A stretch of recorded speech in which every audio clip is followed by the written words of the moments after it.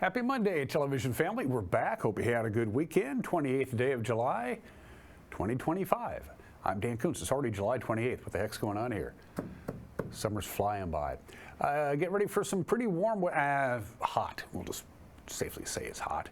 It was 86 on Saturday. It was 88 yesterday. We'll be in the lower 90s today. Mid to upper 90s Tuesday and Wednesday. Wednesday looks to be the hottest day of the work week.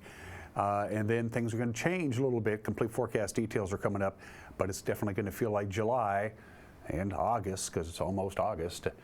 The very warm forecast is coming up, and a thunderstorm or two is possible Thursday afternoon, Thursday night. We'll get to all those details. News, yes.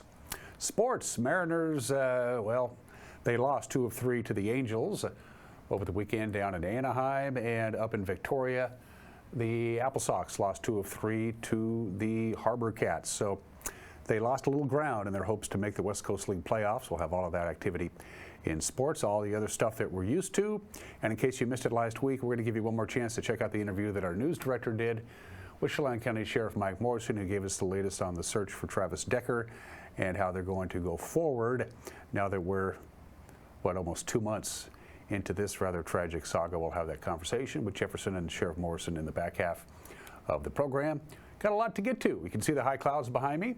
I'll tell you why as we go to the cameras, our PTZ cameras from all over the place. And the reason is that even though we have a ridge and it's building up pretty good, the ridge is the center of the high pressure ridge is in western Canada, just basically above us by about 300 miles. But we're on the very edge of it, which will allow a few high clouds to pass through. It was a little cloudier than they were anticipating over the weekend. Again, 86 on Saturday, 88 yesterday. Will be warmer than that today, then warmer than that tomorrow, and then probably warmer than that on Wednesday. And even though we're going to start seeing some more clouds and a threat of a thunderstorm on Thursday and Friday, it's still going to be pretty warm. Quite warm indeed. Good morning to the Wenatchee Valley, camera number 2. We're up to, well, I'm thinking that's Billy Goat. We used that camera on Friday. That's got to be Billy Goat simply because it's so way up there. That's a little slice of the Columbia River that you can see, and a big swath of, well, nothing except Mount Billy Goat. Or is it Billy Goat Mountain or Mount Billy Goat? I think it's Billy Goat Mountain is what they call it. Sunrise this morning was at 5:34. Sunset tonight, 8:39. That's 15 hours and 5 minutes of daylight. It'll be 2 minutes, about 2.5 minutes, 2 minutes and 29 seconds shorter today will be than yesterday as that trend continues. Good morning to our friends up north. Colmac, by the way, you're at 64 degrees. Camera number 3. Up to Lake Wenatchee. I wonder how I understand that the sockeye salmon season, fishing season up there at the lake has slowed down quite a bit. Eric went up on Wednesday and caught his limit. He went up on Thursday morning and caught a couple. But I understand with the windy conditions that they've been having up there at Lake Wenatchee over the last couple of days, it has not been fast action, I guess, for the sockeye salmon season, but it's a beautiful morning up there at Lake Wenatchee. It's a nice place to visit even if you're not fishing for sockeye. And our 4th and final camera on this Monday. Ooh, the Omi Garden camera. Haven't used that one in a while. About the same elevation as the Wenatchee Heights camera, pointed in the other direction. We were up at Omi Gardens, about a month ago to do some filming up there, and I noticed there is a rather large development going up just to the north of Omi Gardens. You can't quite see it in that shot, but yeah, it's good to see the Omi Gardens camera again. We haven't used that in quite a while, and you can see the high clouds up there, very high clouds that are floating just over the top of the flat ridge of high pressure. So this week in a nutshell looks something like this. Hot. Going to be very hot today again. The ridge is going to be building up. It's going to be amplifying. It's going to get us a little bit warmer each and every day, topping off on Wednesday, slightly cooler on Thursday, and then this ridge will also provide a transition to a southerly flow, and that means it's going to bring in warmer, moister air from the south of us. It's going to bring us up to our area, which means we're still going to be quite warm, but the atmosphere is going to get pretty unstable, especially Thursday afternoon, Thursday night, and spilling into Friday. Then we have a significant cool down over the weekend. But we're going to have a little period there, basically late afternoon Thursday through Thursday night, with a chance of some thunderstorms here in the Wenatchee Valley. The farther east you go, the better chance you have of a thunderstorm, and the higher up north you go. So heads up there. From the National Weather Service, here we go. After a high of 88 yesterday, we'll be warmer than that today with a high of 93. We had some pretty thick clouds at times yesterday, and that helped to keep the heat down, but not too cloudy today. Quite a bit of sunshine, very little wind, and again, a high of 93. Very mild for the overnight low, 68 for the overnight low tonight. Then we're going to be pushing 100 on Tuesday and Wednesday. Going to be pretty darn hot. Now, still hot on Thursday, but as I mentioned before, this is when this warm, moist air from the south is going to start infiltrating our area, going to make the atmosphere a little unstable. Best chance of a thunderstorm will be late Thursday afternoon into early Thursday night. We have about a 30% chance of something coming down. Could even be hail this time of the year. And then we cool down just in time for the weekend. Saturday 87, Sunday 85 degrees. So get ready for some pretty hot temperatures through Thursday before the cool down begins on Friday. All right.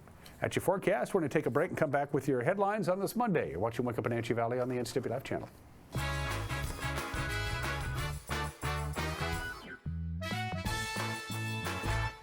There's no place like home, because home is where we're totally comfortable. It's where we can be ourselves and let our guards down. It's where we make memories, and we're always imagining new ways to keep it totally comfortable. Carrier, total comfort, totally happy. Call Alpine Air Heating and Cooling today. Your comfort is their priority. Hi, I'm Amanda Walden with A. Walden Insurance Group. Medicare can be overwhelming, but you don't have to figure it out alone. I've been helping people understand their Medicare options for over a decade.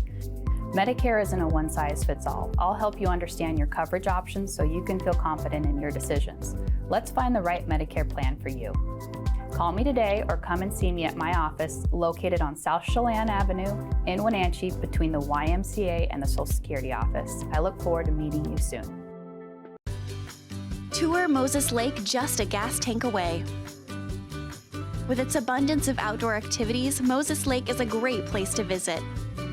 From fishing and boating to exploring the city's attractions, there is no shortage of things to do. Whether you're enjoying any one of the variety of restaurants with the family or an adventure-filled day with friends, Moses Lake has something for everyone. Tour moseslake.com and start your adventure today. Central Washington Water understands the power of healing waters. If part of your wellness routine includes hot heat from a sauna, Central Washington Water now carries indoor and outdoor infrared and hot rock saunas by Tilo. Research shows there are many health benefits to a cold plunge after a good workout or relaxing time in your sauna. Harness the power of water in a hot spring spa, plug-and-play spas, a Tilo sauna, or a cold plunge tub. Stop by Central Washington Water, your wellness experts.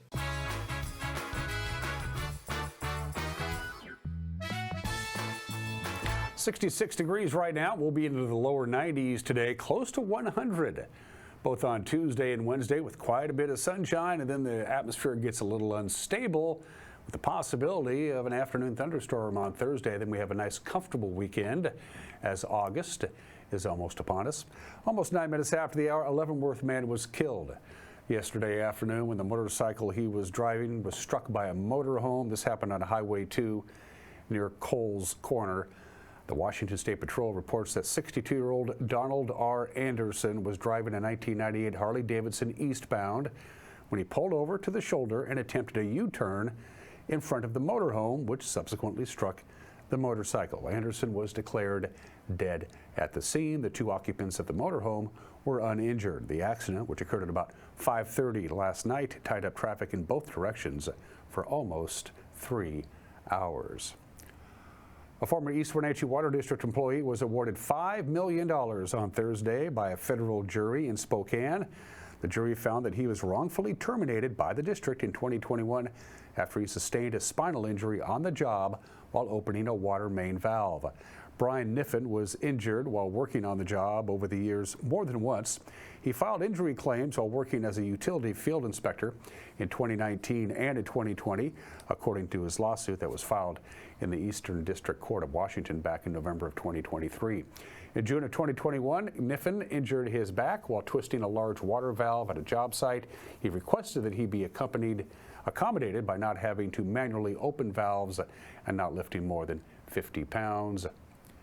So he got a lot of money. We'll see how that goes on appeal. The Wenatchee City Council approved changes to the city administrator position on Thursday night. The city administrator position is currently held by Laura Gloria, who was hired by former Mayor Frank Kuntz in 2020 as the city's executive services director. In October of 2023, the City Council unanimously approved code changes that made her the city administrator, which broadened areas of her responsibility. Gloria resigned in June. Her last day in office is August 31st. On Thursday night, the city's lawyer, Danielle Marchant, explained the role and why the changes were needed. The statute that talks about the city administrator says that the mayor is the executive officer and the administrative officer of the city. But that same statute allows the mayor to assign or to hire an administrative officer to take over those administrative functions. So that's what the city administrator does, takes over the administrative functions, the day-to-day operations from the mayor, so the mayor can focus more on policy issues. So our current ordinance or our current city code has that position, the city administrator position, reports to the mayor and to the city council. Those are two different branches of government. One is the executive branch, one is the legislative branch. So because the administrative duties are under the mayor, it is this ordinance, what it does is it takes away that reporting requirement to the legislative branch from the city administrator, since it's a mayoral duty that the city administrator is taking over. The second thing the ordinance does is that it has overlapping duties in our current city code with other department heads. And so it's removing those overlapping duties and reassigning specifically in the code the duties that are going to be only to the city administrator. The city administrator job description was recently updated by the HR director. And so this code provision will align those duties that the job description has within the code, so that the code and the job description will not conflict. A new management team took over the Palmas fire on Friday morning. Northwest Complex Incident Management Team number 10 is now in charge of the 700 personnel that are responding to the 3,400-acre fire that's been burning since mid-June in pretty remote and pretty rugged areas of the Glacier Peak Wilderness west of Aniak. Fire officials say the fire remains minimally active. It's been pretty quiet up there. Crews preparing primary and secondary fire lines along the Chihuahua River Road. And north of the fire, firefighters continue removing flammable vegetation around structures in Holden Village and have begun the same work in Lucerne. A level 1 advisory, by the way, remains in effect for Holden Village. Roughly $20 million in overdue federal funding has been released to the Washington State Department of Natural Resources for wildfire response. That came out on Thursday. According to U.S. Senator Maria Cantwell's office, the Office of Management and Budget released $280 million for fire agencies nationwide. The money is typically released months prior to wildfire season to train and equip firefighters. It also includes funding for fire academies, personal protection equipment, fire pumps, hoses, and other safety gear. Cantwell's office said the delay risked the funding being rescinded by the Trump administration and could weaken efforts to prepare and respond to wildfires this summer. Last year, DNR and local first responders kept 93% of wildfires in our state at 10 acres or less. And every season, the duties of the Canlis family's apricot orchard are passed down the line of siblings to fund their college education. The family offers organic apricots and homemade jam to a wide variety of local markets and vendors. This year, the youngest sibling, 19-year-old Amy Kate Canlis, is taking her turn. Our own Casey Safford spoke with Canlis about the upkeep of an apricot orchard, what it requires, and what will happen to their family tradition once her turn comes to an end. So my mom decided to get this property because she saw like 18 beautiful trees and didn't really think about like the workload, but just thought it'd be like a fun thing to have apricot trees on our property. That was 10 years ago, and it's been a whole lot of work and honestly so much fun because my oldest brother started it when he was like 15, and he had the hardest job because we didn't know anything about orcharding. And then passed it down to my older sister and then my other sister, and then this is my first year doing it. So yeah. So did that tradition of passing it down through the siblings of the family each apricot season kind of happen organically, or was it kind of a decision you all collectively made one night? Fully organically. Chap was the oldest, and so I was like, I was 10, or I think 10 when we moved here, and all I could do was like sort the apricots, which I loved because he would give me ice cream, so that was exciting. And then he went to college, and so he couldn't be here for spraying and like pruning and thinning. So my older sister got it, and then that's when the system kind of started. Awesome. Yeah. So for people like myself who might not be super familiar with apricot trees and the maintenance and stuff that they require, can you tell our viewers a bit about when apricot season usually is, and then a bit about kind of the upkeep that these trees require? Of course. Usually the season starts around July 4th. It's from about, give or take a few, July 4th to the 25th. It's like a few bits of like jobs to do of like spraying, which is putting like all organic sprays for bugs and like diseases, and then thinning, which is where, or I guess then pruning, which is where we cut some of the branches off to make the tree healthier. Then thinning, which is where you take almost like half the crop off of the apricots so that others are healthier. And then in July, that's picking season. All right, and so for that picking season, I understand that you pick a bunch to sell on their own as just organic apricots, but you also make jam out of others. Tell us a bit about that process and how much work goes into that. The jam process? Yes. Gosh, it's a lot. It's really fun. My mom started it, and it will be like a whole kitchen day where we just have only jam in the kitchen and jam everywhere. All right, so I understand you sell your organic apricots and your jam at Annie's Fun Farm. Yes. Is there anywhere else you sell them as well? We sell them all over. I actually haven't sold jam to Annie's Fun Farm yet. We're gonna see with like a cottage license and things like that, figuring that system out and what I need to get. But we sell them all of our apricots. We also sell them to like Chelan Fresh. Chelan Fresh is Annie's Fun Farm. The Chelan Market, Sunshine Market.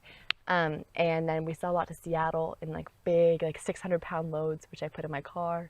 But we sell over. All right, well, tell us a bit about what you think the most challenging aspect of harvesting apricots is. Honestly, this one's funny, but I hire all of people younger than me. So it's like I'm the oldest and I'm just like going into my sophomore year. And then it's my cousins who live down the road who are like 17 and younger. The youngest is like 7, so she sometimes comes to help. And then I hire my friends from high school, or I hire like middle schoolers who are learning the business. And to manage all of them is honestly tricky because everyone's schedule is different and it's maybe their first job. So that's, always exciting, and there's a few like hiccups, but managing people is hard. Especially with all the things I have to do, but it's a good lesson. What is going to happen to the family tradition now that you, the youngest, are taking your turn this season? Yeah, I think I'm gonna hand it off to my oldest younger cousin, Clara Shattuck, who's helping me right now. She lives 2 minutes down the road, and she's kind of my co-partner at the moment, along with my best friend. And so I'm kind of teaching her the way, and hopefully I'll pass it down to her next season. Great, so it's still going to stay in the family, it's just branching out past the siblings and that family tree. Yes, exactly. You're in the loop on this Monday morning, and the gang will be gathering again to, find out what's going on. Then we sped out a little program at 5 o'clock, 6 o'clock, and 10 o'clock called the NCWLIFE Evening News. At 5, 6, and 10, that's the traditional television airing time, but we know not everybody can just set aside that time and be ready to go at 5, 6, or 10. We make it easy for you. We put it on the World Wide Web. Our news will be on our website, ncwlife.com, right there on the homepage. You can't miss it. Right around 5 o'clock, we'll post it to our YouTube page as well, and we'll put a link on our Facebook page. And don't forget, if you're out and about and you see something that might be newsworthy, you send us an email, news@ncwlife.com. We'd love to hear from you. Not the best weekend for the Mariners, not the best weekend for the Apple Sox. Sports is next. You're watching Wake Up Wenatchee Valley on the NCWLIFE channel.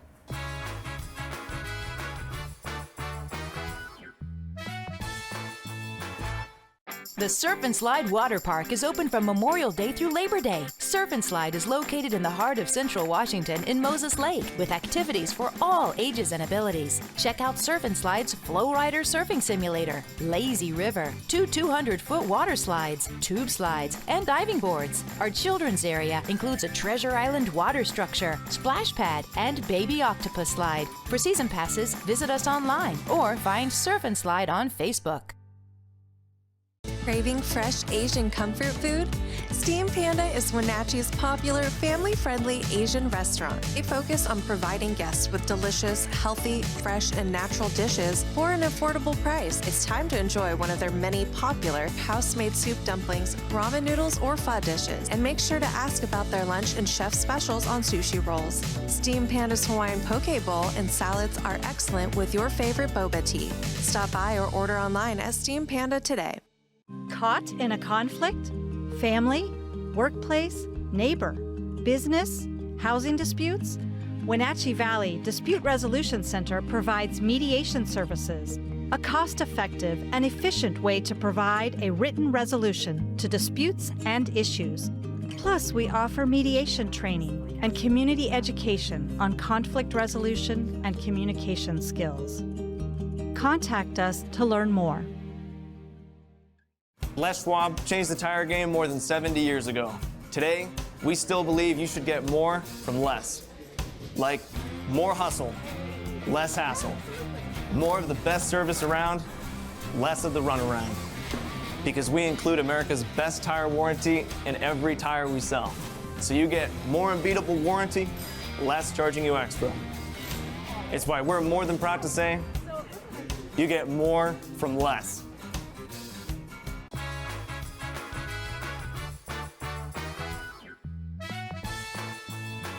Sports at 22 minutes after the hour. Cal Raleigh hit his Major League leading 41st homer of the year, but Mike Trout's two-run home run in the fourth inning put the Mariners away in a 4-1 loss to the Angels yesterday afternoon. Trout's homer gives him 1,001 career RBIs, all of them with the Angels, and all four of the Angels' runs came in the fourth inning off starter Logan Gilbert.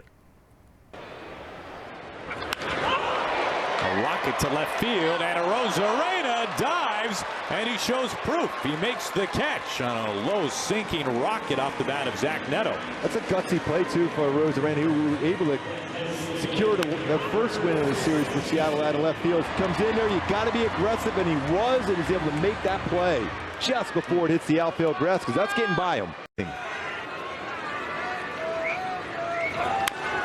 Ground ball, chopping slowly. Crawford slings Young out of first base. Not in time.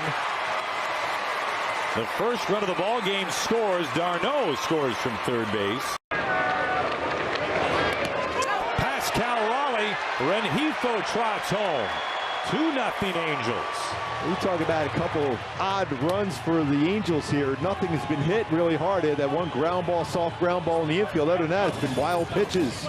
Spikes that splitter well in front of the plate. And as good as Cal Raleigh is behind the plate, there's nothing you could do with that one.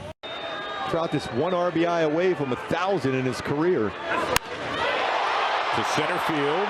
Rodriguez watching, and this is way back there. Wow! Halfway up the batter's eye in center field. Mike Trout joins the 1,000 RBI club in style. A two-run bomb to center. That's 443. Trout, 1,001 RBIs.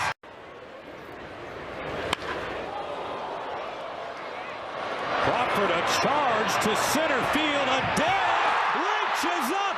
Joe Adele winds up with the ball. Robbery from Joe Adele in center field. This ballpark is great for robbing a home run. As the Angels in the outfield must have blew that ball back just enough for Joe Adele to catch it. I mean, he got some hops on that one. Last night, home run number 40 for Cal Raleigh. Fly ball launched center field. Cal Raleigh leans into it, and it's gone. It disappears in center field. His 41st home run this year, tied for the most ever by a switch-hitting catcher in any single season. He is unreal, unbelievable, and he's a catcher doing this type of damage. Here comes the 8th pitch. Big chop off the plate. And a dive. Did he get on the bag? Shonowell gets the glove on the base. Looked like he got that glove on the bag. Maybe it was his bare hand. That was close over there. 96 6 upstairs. Jansen locks down the save, and the Angels split the series 4-1 winners today against the Mariners. Kyle Hendricks was really good today. Joe Adell made a great play. Robin Woodby home run. Mike Trout with a 2-run home run. Now is a 1,001 career RBIs. The bullpen for the Halos and Kenley Jansen, 465th save. Mariners are in West Sacramento to take on the A's in the first of 3. It starts tonight. Louis Castillo will take on J.P. Sears. First pitch is at 7:05. So the Mariners lost, but the Astros lost. So the Mariners remain 4 games behind Houston in the AL West after the Angels knocked off the Mariners and the A's beat the Astros. Watch out for the Rangers. They have won 9 of their last 10. They beat the Braves 8-1. And guess what? The Rangers and the Mariners are now tied for second place in the AL West. Well, the Victoria Harbor Cats scored 5 runs in the 5th and 6 runs in the 6th, and they pulled away from the Apple Sox 13-8 yesterday afternoon up in Canada.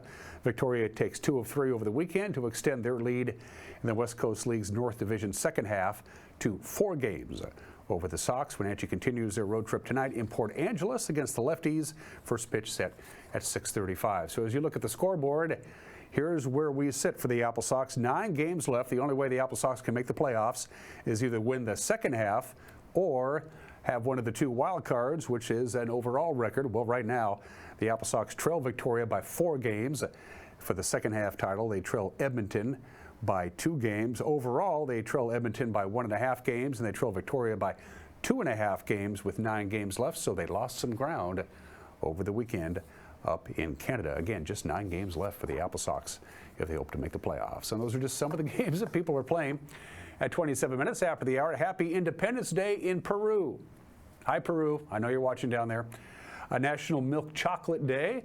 It's National Water Park Day. Water parks are actually a pretty new phenomenon. I did a little research on this. I'm not doing any of that. Today is National Buffalo Soldiers Day, which is a great song by Bob Marley, but it's an even better history lesson, of course. The Buffalo Soldiers were put together in 1866 following the Civil War, composed entirely of cavalry, and they were all African American. Created by the United States Congress, the Army Organization Act, it was called. The main purpose of the Buffalo Soldiers: control the movement of Native Americans out on the Great Plains and protect all the people who were heading west from thieves, but they also were used to capture cattle rustlers, protect railroad crews, wagon trains, stagecoaches. Buffalo Soldiers had the lowest court-martial rate and desertion rates of any regiments in the U.S. Army. In fact, between 1870 and 1890, for that 20-year period, 14 Buffalo Soldiers were awarded Medals of Honor. Happy Buffalo Soldiers Day today, and now that song is stuck in my head and I can't get rid of it. It's 28 minutes after the hour. Today in history. Almost every significant Supreme Court decision since the 14th Amendment became law has been based on the 14th Amendment. It's just incredible how many different Supreme Court opinions, massive, game-changing Supreme Court decisions are based on the 14th Amendment, which became certified on this date in 1868. It establishes, of course, American citizenship, guaranteed everybody due process of law, the Citizenship Clause, the Due Process Clause, the Equal Protection Clause, and it is so vaguely written that you can pretty much read almost anything you want into it. But one of the most significant amendments to the Constitution became the Constitution on this date 157 years ago today. Well, here we go. Time to do the fighting. 111 years ago today, July 28, 1914, Austria-Hungary declares war on Serbia, and here we go. World War I is officially underway. On one side, the British Empire, the French, the Russians, the Serbs, Belgium, Japan, Italy, Greece, China, Portugal, Romania, and us, the United States, after a few years. On the other side, Germany, Austria, Hungary, Bulgaria, and the Ottoman Empire. Tune in 5 years, and we'll let you know how this one turned out, in case you forgot. July 28th, 1945 was a Saturday. It was hot and muggy and cloudy in Midtown Manhattan, and what a lot of people thought would be inevitable finally happened. The footage is rather sobering. A U.S. Army B-25 crashes into the 79th floor of the Empire State Building. Again, it was a Saturday morning. about 9:45. So the Empire State Building did not have a lot of people in it. The pilot simply lost his way, could not see where he was going, and at full speed, it crashed between the 78th and 80th floor, about an 18 by 20-foot hole in the building. This struck the National Catholic Welfare Council offices.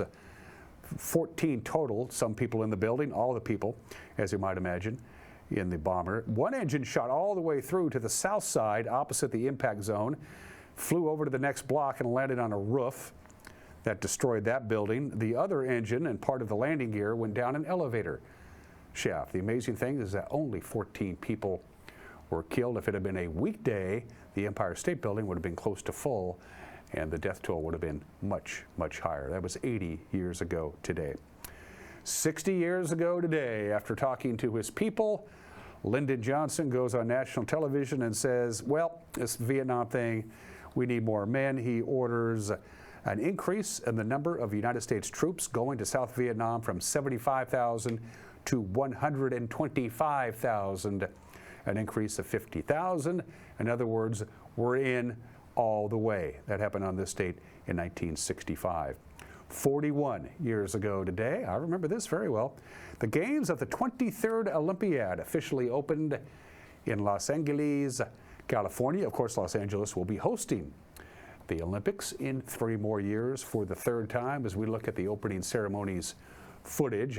The previous Olympics in North America, the Montreal Games, which we went to in 1976, was a financial disaster. I think Montreal is still paying the bills. So when it came time for cities to bid on the 1984 Olympics, LA was the only city to bid, so they got it by default.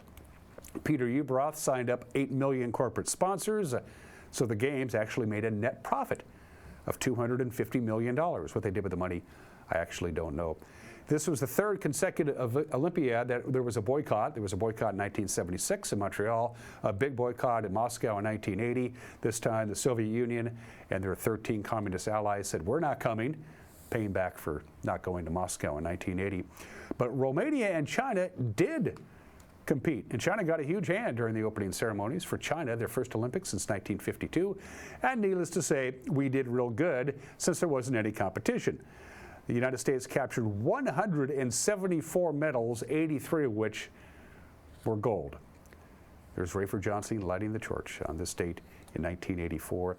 And finally, 29 years ago today, Will Thomas and David Deasy were inner tubing along the Columbia River. They were watching the annual hydroplane races, which just concluded, by the way, yesterday. They were just floating around, drinking some beer, having a good time on the Columbia River. And they pulled over to a little sandbar along the Columbia River, and they found a skull in a reservoir. And they thought, ooh, this isn't good. Needless to say, they called the authorities. Eventually, the entire skeleton was unmasked, and it didn't take the Kennewick coroner long to say, this isn't new, this is really old, like really, really, really old. Turns out 9,000 years old, and this started the saga of Kennewick Man. It took 9 years to get this settled. The Army Corps of Engineers said it's ours. Native Americans said it's ours. They finally got it all straightened out, and Kennewick Man was buried privately in a private ceremony in February of 2017, but they found Kennewick Man on the banks of the Columbia River during the hydroplane races on this date in 1996. Birthdays.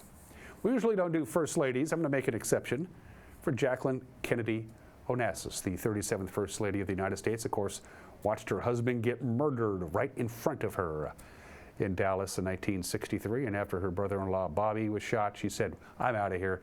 And she moved her family to Europe. Jackie Onassis, born in the state in 1929. And Terry Fox, if you remember, you remember. In 1980, he had his leg amputated because of cancer, and he embarked running across Canada from the East Coast to the West Coast to raise money and awareness for cancer research. He had to quit after 143 days and almost 4,000 miles. He would eventually succumb to his cancer at the age of 22. He was born in the state in 1958. For Heat and Air, call Alpine Air. For Heat and Air, call Alpine Air. They are our platinum sponsors. Mike McKnight has got an opinion right around the corner, and then Sheriff Mike Morrison sat down with our own Jefferson Robbins to give us the latest on the Travis Decker search. We'll have that when we come back. You're watching Wake Up Wenatchee Valley on the NCWLIFE channel.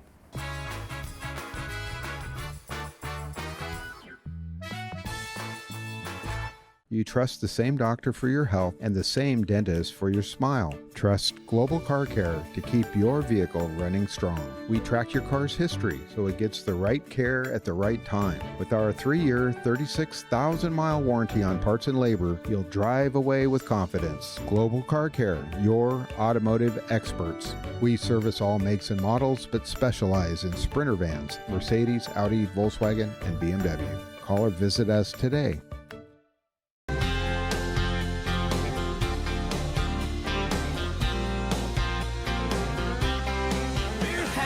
Such a good time together, and it's only just begun. Got loud guitars, a little out of tune, but they ain't got a girl like you. And I know I'm all over the road, and I can't help but go.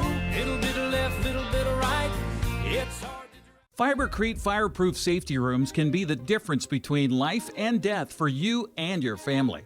Typical fireproof safety rooms are 8x8 Fibercrete panels providing a solid sanctuary. Fibercrete safety rooms can be above ground, buried underground, or built within new home construction. Best of all, a safety room by Fibercrete is very affordable. Call 360-770-2088. You owe it to your family to find out more about Fibercrete safety rooms.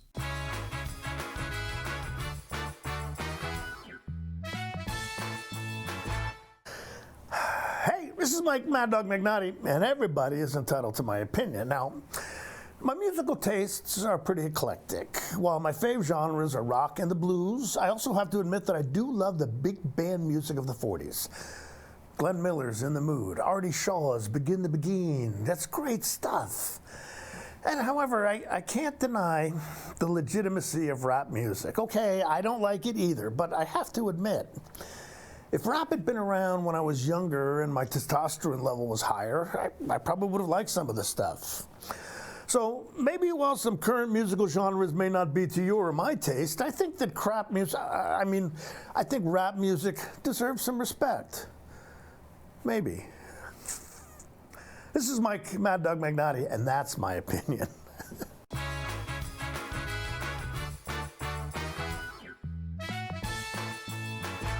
It's the NCWLIFE Community Calendar, a presentation of the Wenatchee Valley Dispute Resolution Center. The annual Close for the Classroom event, hosted by Serve Wenatchee Valley, will be held on Saturday, August 9th at the Columbia Grove Covenant Church in East Wenatchee. The goal is to provide 1,000 children with new clothes for the upcoming school year. Registration is ongoing and is limited to those students in the Wenatchee and Eastmont school districts. Use the QR codes to register, donate, or volunteer, or go to Serve Wenatchee Valley's website. Welcome to the summer of good. Good people, good taste, good vibes, and good, well, everything. When you're ready for some old-fashioned good, Abby's is your place. We've been celebrating summers around the P&W for over 60 years. At Abby's, good is a legendary tradition. Holy pepperoni, Abby Man. It's the hometown hero bursting onto the scene this July at a special price, starring classic pepperoni, green peppers, and Italian sausage. One bite and wham. Don't miss the summer's biggest blockbuster. The hometown hero has arrived at Abby's. Now there are even more reasons to meet at the Pybus Market. Outdoor dining and tastings, the fabulous Farmers Market, Saturday artisans on the concourse, and your favorites all week long. No matter the reason, it's always time to meet at the Pybus Market. Pybus Market, where community meets.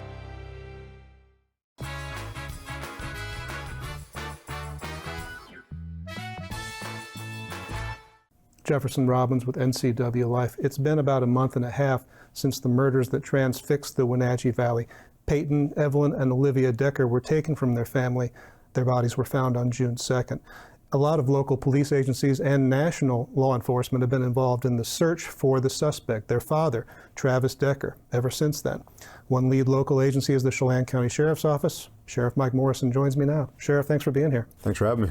Really appreciate it. We wanted to sort of take stock and evaluate as we get to this month and a half point since the death of the girls. Mr. Decker has been on the run, or unaccounted for at least, since at least June 2nd.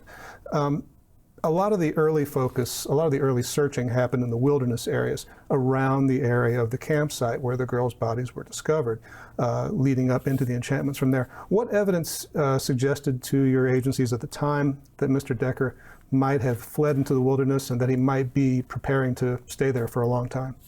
Well, just based off what we found when we were doing follow-ups, talking with family and friends, that we knew that he was familiar with the area. It's not the first time he'd been up there. And at times he had been out in wilderness settings like that for up to 2.5 months is what we were being told. So we knew that he had the history and the past and the capabilities of staying out there for a while. And then of course, when we did our initial response to the scene, of course, we found the scene, then we brought our SWAT team out to secure it. And in the search of the area surrounding it, we weren't locating him. So we knew there was a possibility that he either left or that he had taken off on foot. So we were trying to follow up on that. And then of course, if we got more sightings, one, of course, the most notable is we're doing our air searches, that we did see a subject who appeared to be making active efforts to avoid us. So that kind of led our attention to, let's search here. We did get our team back because unfortunately we had to refuel at that time. We did get the team back on the ground. They did a track. It led back down into the Ingalls Creek area. And then we continued to expand out there just based off of sightings. But we knew that the area where he was at was where we were going to start focusing. And then if we got additional information, which we did get more and more back just based off his previous travel and activities over the weeks before the event came up, it just led us to continue to expand out. And of course, as we talked about, as we got more tips, that did direct us towards areas we wanted to look at. The Ingalls Creek neighborhoods were kind of on pins and needles for a while as that search went on, and the search moved a little bit south and west into Kittitas County from there. And I assume you were working on similar reports, similar possible sightings in the Red Top area. Is that correct? Correct. I know Sheriff Myers and his team, we really appreciate them stepping up. They went above and beyond to help us out. They have certainly been integral to our investigation and to our efforts in the beginning part of it, but they really kicked in towards the end there. And we got that report that there was individuals who said, hey, we talked with him, we talked to Travis Decker, this is him for sure, that they followed up on it. It did not materialize to be Mr. Decker as was initially reported, but they continued to follow up on other things they had found as they were in that area around Liberty. And then we also were able to send some stuff that we found at certain sites of interest back to Washington State Patrol, thinking, does this match what we have for potential DNA for Travis? And unfortunately it did not, but we're still waiting for more stuff to come back. And hopefully we start getting some more results that work in our favor, because we're just as frustrated, I think, as anyone else that we haven't been able to locate him or get some kind of closure for the family or community. The initial scene, the initial search site was a makeshift campsite along the Icicle Creek area. There was Mr. Decker's truck discovered there, the bodies of his children, and there was blood or genetic material that was found on the truck. I think it was described later on as being traces of human blood traced to Mr. Decker, also animal blood. Can you speak to that at all? Yeah, so we did get the results back. Initially, I think a lot of people were trying to report it as a handprint. It was more like a fingerprint on the back of the truck that did have some blood. When we did send that off to Washington State Patrol, really appreciate Chief Batiste and his staff, the crime lab there, for expediting our request and getting some results back to us quickly that did match DNA samples that we believed to be Mr. Decker's that we were comparing him with. And then the other blood on scene, of course, we've said it had been human, but we'd also like to remind everybody, when we did arrive on scene, his dog was there. We believe there was a potential, most likely it did come from his dog, but nothing outside of the unusual. We just believe it's most likely canine blood from his dog, and the dog was okay. We did hand him over to Humane afterwards, and then we continued on with our investigation. Was the dog found roaming free, or was the dog confined at the site somehow? Roaming free, as I understand it, came up over the riverbank towards us, very friendly, and yeah, we were just glad that it was accounted for. It sounded like it was very important to the family and to Mr. Decker. The area around that campsite, obviously it leads into the greater wilderness, but it's kind of wild itself. The Icicle Creek at that point is raging, running hard. There's lots of boulders. Has that area, has the Icicle Creek drainage itself been searched by water? It has. We had National Park Service that volunteered their swiftwater rescue team. They were in the water for up to 4 days. I talked to them at the end of the first day. I think they'd gone from the crime scene all the way down to Chatter Creek, continued on, and then as we discussed too offline, that next week we'll be going in with the swiftwater rescue team, and I'll be joining in with them as well, and we're going to search it again. We've also had members of our volunteer search and rescue that came out. It was a 30-plus group that did a grid pattern search around the scene just to follow up if we had missed anything. and we'll continue to have drones that have flown the creek, and we've also had our helicopter up there, and there's been a couple spots of interest. We've cited something like, hey, we want to check out this area. We've dropped GoPros into the water and searched, and we'll continue to do what we need to, because we understand it's a possibility. Maybe he did get in the water and it's raging hard, because a couple weeks before that, we had that rescue up French Creek, was just individuals trying to wade across the water. Wasn't as deep as where we're at here on the Icicle, and then they were taken out and had some injuries. So we'll continue to search. You're not the only agency involved, as we said. Marshal Service, FBI, Border Patrol, Homeland Security, lots of agencies. Also, local municipal police departments and sheriff's offices have been involved. So in all of that, has there been a chance to learn more about what Travis Decker's state of mind might have been when he came to pick up his girls on May 30th? Yeah, I mean, ultimately, I don't think we'll get the final answer unless Mr. Decker's found and he can explain it better to us. But I mean, we did talk to FBI's forensic psychologists along with U.S. Marshals forensic psychologists. And of course, we tracked through a lot of his online search history. We've talked to family, friends, just to get a better understanding of who this individual is, what he's like, what motivates him, and what kind of things he was facing. You know, what kind of challenges might have motivated him to make the decision that we believe he made at that time. And certainly have learn more about him, but I don't think there's anything that we've really learned that would justify what happened or what's accused or what he's accused of having happened. Did he leave behind any written materials? A lot of things were found with his truck. Were there any notes? Nothing of note within the vehicle or on the scene. And again, that's why we're really hoping that we can find him, that he's still alive, and that we can get a better understanding of why. How did we get to this point? Certainly inexplainable. Can't really come up with any reasoning of what would motivate someone to do this, especially to their kids. So we'd like to get a better understanding from him.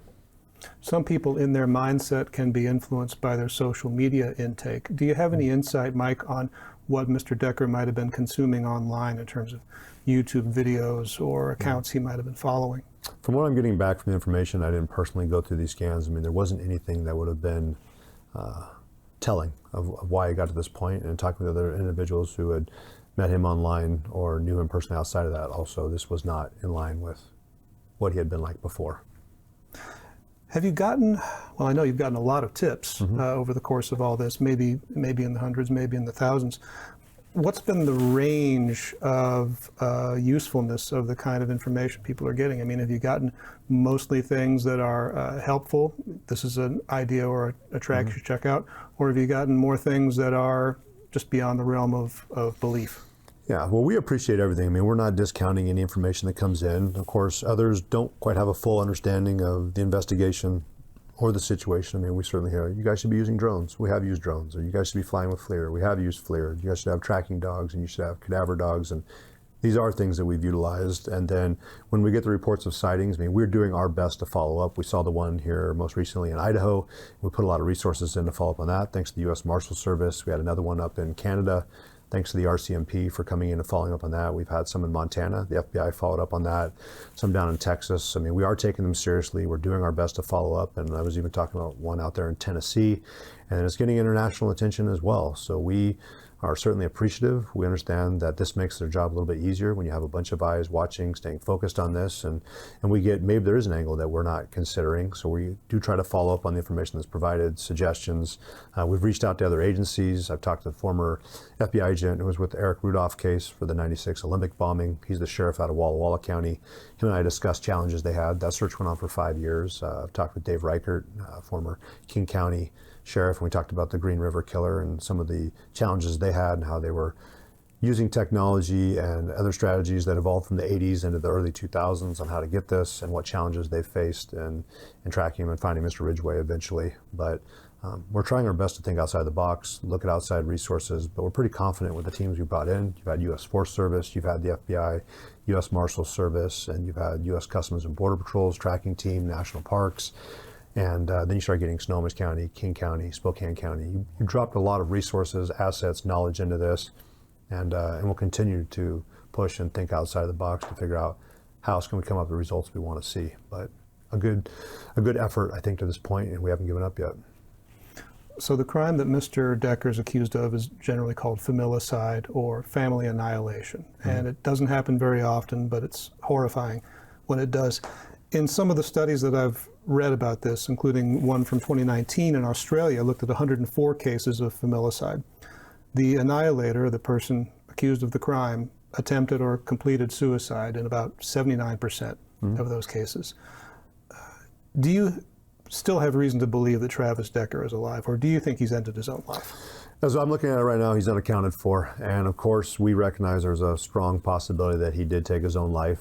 In talking with the U.S. Marshal Service, we pulled up 5 other cases that were similar in the tracks, and they were estimating that usually it's about a quarter of a mile outside of where the scene initially took place. We've made really strong efforts to go and search that area again, but we also recognize too there's a potential that he could be actively still fleeing from us, and that has given him a pretty big area to hide in, and that's why the U.S. Marshal Service has really come up strong. I mean, their technology, their ability, their background in this, and this is their area of expertise and specialty to track people once they get into civilization or outside. And then, of course, we utilize those individuals who are well versed in searching within wooded, tough terrain areas. When you have the U.S. Customs and Border Patrol's tracking team and also U.S. Forest Service out there, and we brought in Kittitas County as well. I shouldn't say we brought them in; they offered their services to us, and they had experience doing a similar search, same area back in 2020. And Sheriff Myers really came out and kind of expressed his areas we did really well at the time and areas we did not do so well. And he brought that expertise and knowledge in, and we're thankful for him coming alongside of us.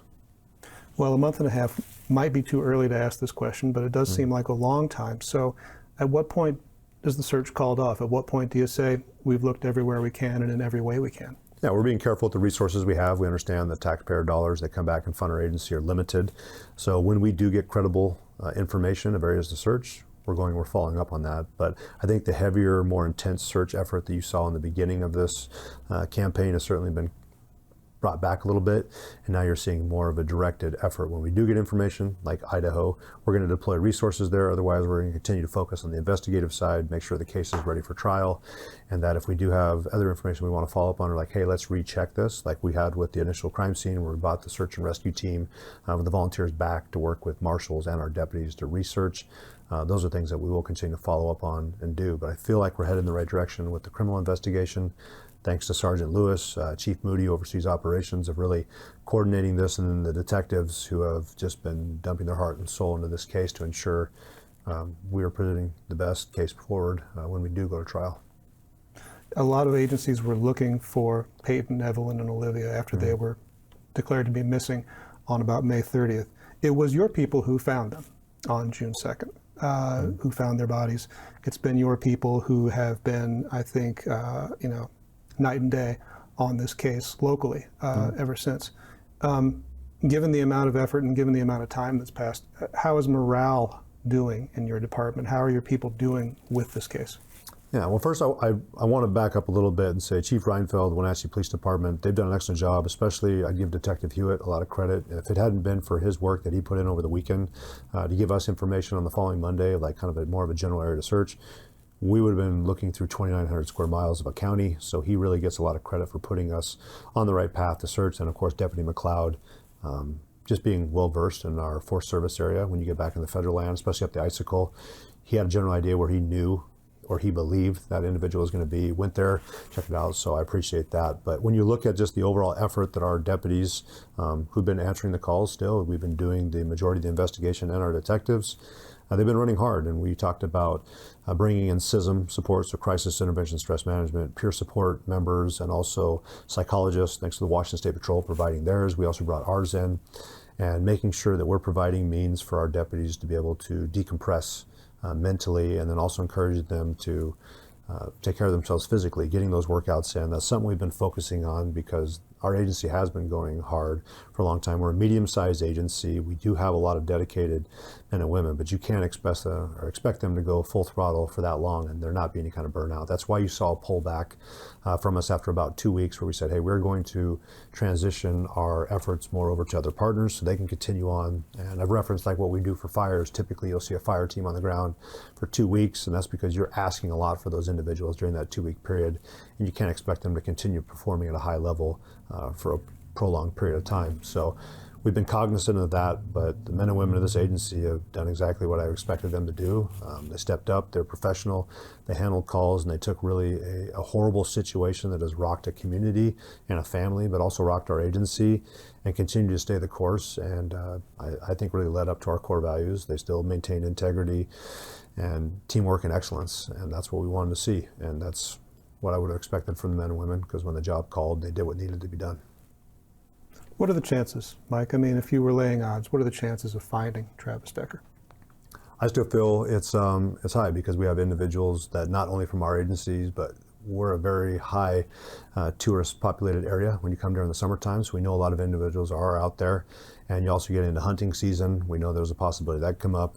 In the case, one of the cases I talked with former Sheriff Reichert, he had talked about an employee from Weyerhaeuser being out in more of the backwoods where it's not very well traveled, planting trees, and comes along a random bone sitting on top of a stump, and it's got some bite marks from what appeared to be a cougar later on. And it just happened to be a random cougar found a bone from one of the victims of the Green River Killer, dragged it to a stump, and it just takes little breaks like that for us to be able to maybe get some closure on this case. So we're still optimistic. We know that we have a daunting challenge ahead of us, but I do believe that we can get closure for this case. It may not be in the next couple of months, it might be in the next couple of years, but I mean, eventually time should work in our favor, and we're hoping that we'll get that break.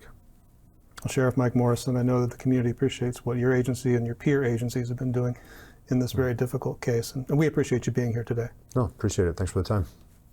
You're watching the NCWLIFE channel.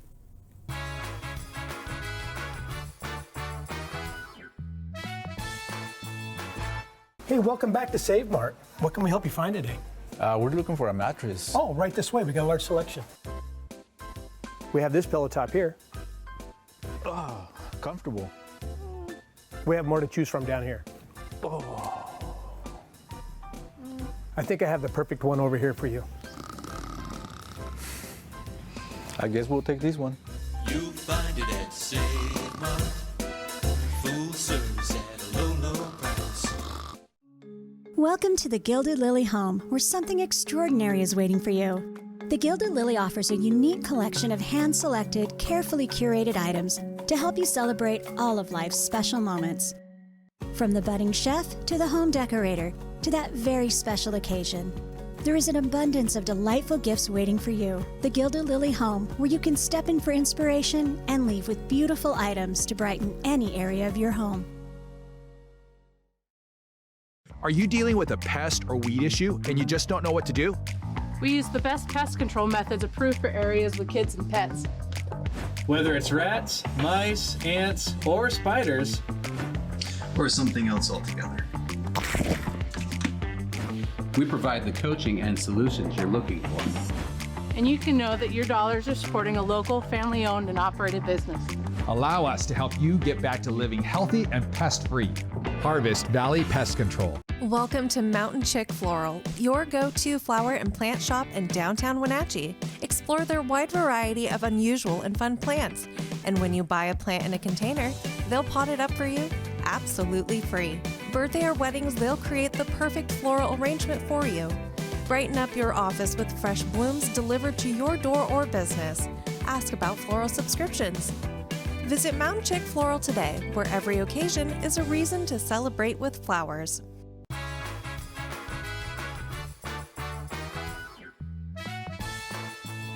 A few high clouds. We were at 70 degrees here in the Wenatchee Valley. It was a pretty comfortable weekend. It was 86 on Saturday. A little more cloud cover than we were anticipating. Same deal yesterday, a couple of degrees warmer. It was 88 on Sunday. It's going to be downright hot for the next 3 days, really for the next 4 days. We will cool down quite a bit on Friday. The reason why, there's a big ridge of high pressure to the north of us, and that's going to amplify the heat, going to make things pretty cookie, and then some moist and fairly unstable air is going to seep up from the south, which means maybe some thunderstorms on Thursday afternoon. From the National Weather Service, here we go. Sunshine outside of the few high clouds that are floating right over the top of the ridge of high pressure. We'll top off at about 93, so it is going to be, I think we can call 93 hot. 68 for the overnight low, an idea of how warm it's going to get. Look at the overnight lows, not necessarily the afternoon highs. We'll be pushing 100 Tuesday, Wednesday, and even on into Thursday, but the overnight lows will be very mild in the 70s. So we'll be off to a warm start in the morning, and we're going to be cooking pretty good. With lots of sunshine Tuesday and Wednesday, things start getting a little unstable later on in the day on Thursday. That's when we start getting that southerly flow, start getting some warmer, moisture air, and the potential of a thunderstorm. Best chance of a thunderstorm is going to be late in the afternoon into the early evening on Thursday. That says right now. That might change, but we could see a thunderstorm. It will cool us down quite a bit, though. As you can see, we're going to go from 96 to 87 on Friday, and then pretty nice weekend. I'll take mid-80s and lots of sunshine on Saturday and Sunday, which, by the way, is August. Have a good Monday. Start your Tuesday with us tomorrow. Till then, bye-bye.